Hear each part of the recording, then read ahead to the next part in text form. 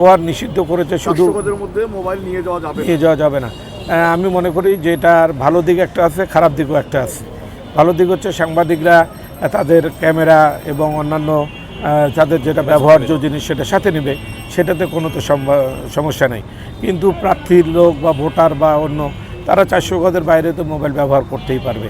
400 গজের ভিতরে মোবাইল না ব্যবহার করলে আমার মনে হয় কোনো সমস্যা নেই। সাংবাদিক ভাইদেরই সমস্যা, তারা তাদের কাজের জন্য এটা তো নিয়ে যেতেই পারে। এ ব্যাপারে কোনো বিধিনিষেধ থাকা উচিত না আমি মনে করি।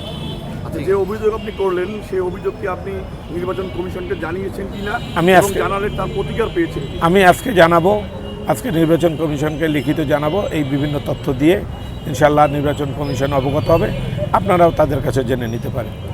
ষড়যন্ত্র মোকাবেলায় বিএনপি কতটুকু প্রস্তুত? আপনারা প্রকৃতপক্ষে ষড়যন্ত্র হবে, আমরা ষড়যন্ত্র করার জন্য আমাদের কোনো পদক্ষেপ নাই, যার জন্য ওটা মোকাবেলা করার জন্য জনগণ মোকাবেলা করবে। বিএনপি কেন মোকাবেলা করবে?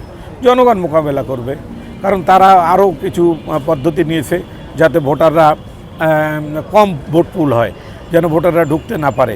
এরকম লাইনের পর লাইন ওরা দাঁড়ায় থাকবে, ভোটাররা ঢুকতে একটু বাধাগ্রস্ত করার চেষ্টা করবে। দেখা যাক, আল্লাহ ভরসা। জনগণ আমার মনে হয় ভোট দিতে যাবে।